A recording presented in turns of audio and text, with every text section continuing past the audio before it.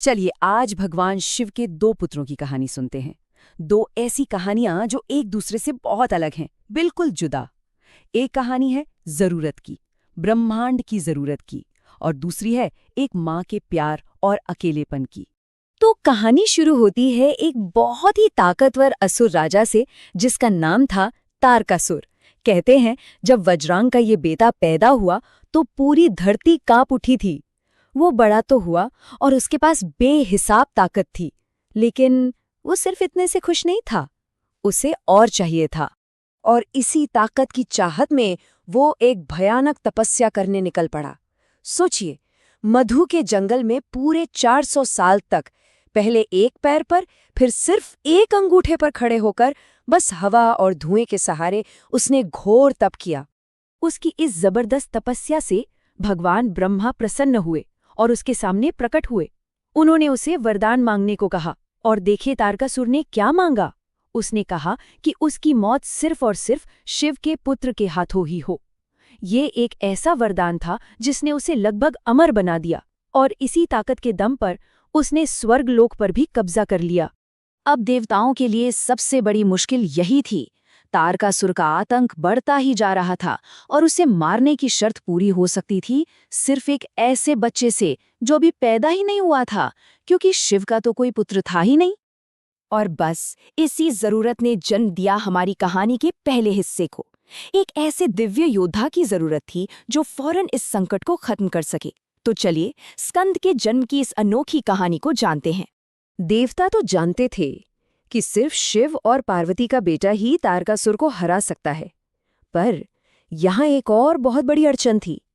कामदेव की पत्नी रति ने दुख और गुस्से में पार्वती को शाप दे दिया था कि वो कभी मां नहीं बन पाएंगी, कभी गर्भ धारण नहीं कर पाएंगी।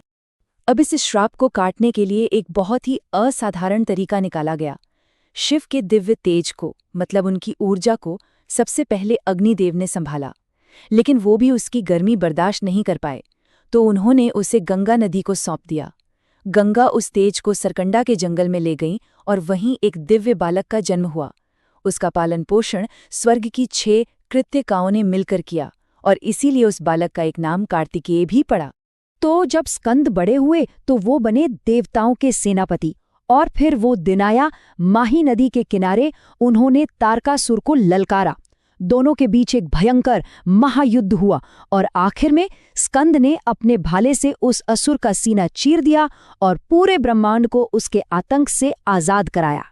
तो ये थी जरूरत की कहानी। अब कहानी का रुख युद्ध के मैदान से मुड़कर कैलाश पर्वत की शांति की तरफ जाता है। एक बिल्कुल अलग दुनिया, क्योंकि ये कहानी जरूरत की नहीं बल्कि एक माँ के प्यार और अकेलेपन की है। अब देखिए, स्कंद तो देवताओं की सेना की अगुवाई करने चले गए थे और भगवान शिव गहरी समाधि में थे। कैलाश पर चारों तरफ दिव्य सेवक तो थे, पर पार्वती को एक गहरा अकेलापन महसूस होने लगा। तब उनकी सहेलियों जया और विजया ने उन्हें एक सलाह दी कि वो अपने लिए एक पुत्र की रचना क्यों नहीं करती, एक ऐसा बेटा जो सिर्फ और सिर्फ उनका हो, उन्हीं के प्रति वफादार हो। और बस ये बात पार्वती के दिल को छू गई। उन्होंने अपने शरीर पर लगे हल्दी के उपटन से एक प्यारे से बालक की मूरत गढ़ी और फिर उसमें अपनी दिव्य सांसों से जान फूंक दी। उन्होंने उस बालक को गले लगाया और कहा, तुम मेरे अपने पुत्र हो। और फिर उसे एक काम सौंपा, दरवाजे की रक्षा करना। और यहीं से कहानी में एक ऐसा मोड़ आता है जिसके बारे में किसी ने सोचा भी नहीं था।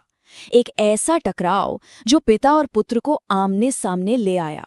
कुछ वक्त बीता और जब शिव अपनी समाधि से वापस लौटे तो उस बालक ने उन्हें पार्वती के कमरे में जाने से रोक दिया। वो बस अपनी माँ का दिया हुआ आदेश निभा रहा था, पूरी दृढ़ता से। शिव तो इस बालक के जन्म के बारे में जानते ही नहीं थे। वो ये देखकर हैरान रह गए। उन्होंने कहा, तुम जानते नहीं मैं कौन हूँ? मैं शिव हूँ, इस घर का स्वामी। पर वो बालक टस से मस नहीं हुआ। उस बच्चे के लिए उसकी वफादारी सिर्फ अपनी माँ के लिए थी। उसने शिव को अपना स्वामी मानने से साफ इनकार कर दिया, और यहीं से बात और ज्यादा बिगड़ गई। शिव के गण, उनके सारे साथी उस बालक को रास्ते से हटाने में नाकाम रहे। आखिर में गुस्से में आकर खुद शिव ने अपना त्रिशूल उठाया और उस बालक का सिर धड़ से अलग कर दिया। और जब पार्वती को ये पता चला तो उनका दुख, उनका दर्द भयानक क्रोध में बदल गया। उन्होंने अपनी सारी शक्तियां उजागर कर दी और पूरे ब्रह्मांड में हाहाकार मच गया। सारे देवता डर गए। उन्होंने पार्वती को शांत करने के लिए उनके बेटे को वापस जिंदा करने का वादा किया। उन्हें उत्तर दिशा में जो पहला प्राणी मिला, एक हाथी, उसी का सिर बालक के धड़ पर लगाया गया और उसे फिर से जीवन दिया गया। इस नए जन्म के साथ उस बालक को सिर्फ जिंदगी ही नहीं मिली, बल्कि उसे मिला एक देवता का दर्जा। शिव ने उसे अपने पुत्र के रूप में स्वीकार किया और सभी देवताओं ने ये वरदान दिया कि आज से किसी भी शुभ काम या पूजा से पहले सबसे पहले उसी की पूजा होगी। और वो बालक कहलाया गणेश, विघ्नहर्ता। तो अब चलते हैं एक आखिरी कहानी की तरफ। एक ऐसी कहानी जो इन दोनों भाइयों के बीच के सबसे बड़े फर्क को बहुत ही खूबसूरती से सामने रखती है। हुआ यूं कि एक दिन शिव और पार्वती ने अपने दोनों बेटों के विवाह की बात छेड़ी। अब इस पर थोड़ी बहस होने लगी कि भाई शादी पहले किसकी होगी, तो उन्होंने एक प्रतियोगिता रख दी। शर्त ये थी कि जो भी पूरी पृथ्वी का चक्कर लगाकर पहले लौटेगा वही जीतेगा। और यहीं पर दोनों भाइयों का स्वभाव साफ दिखता है। योद्धा स्कंद, उन्होंने अपनी ताकत और रफ्तार पर भरोसा किया और फौरन अपने वाहन मोर पर बैठकर दुनिया का चक्कर लगाने निकल पड़े। वहीं दूसरी तरफ गणेश, जो अपनी बुद्धि के लिए जाने जाते हैं, वो वहीं रुक गए और सोचने लगे कि इस चुनौती का असली मतलब क्या है। गणेश ने एक बिल्कुल ही अलग रास्ता अपनाया। उन्होंने अपने माता पिता शिव और पार्वती के लिए 2 आसन बिछाए और उनसे बैठने को कहा, और फिर पूरी श्रद्धा और भक्ति के साथ उन्होंने अपने माता पिता के साथ चक्कर लगाए।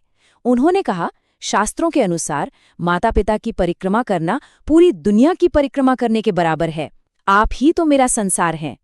शिव और पार्वती गणेश की इस बुद्धि से इतने खुश हुए कि उन्होंने गणेश को ही विजेता घोषित कर दिया। और ये कहानी हमें एक बहुत गहरे सवाल के साथ छोड़ जाती है। सच्ची जीत आखिर है क्या? पूरी दुनिया का चक्कर लगा लेना या फिर उस दुनिया के केंद्र को समझ लेना?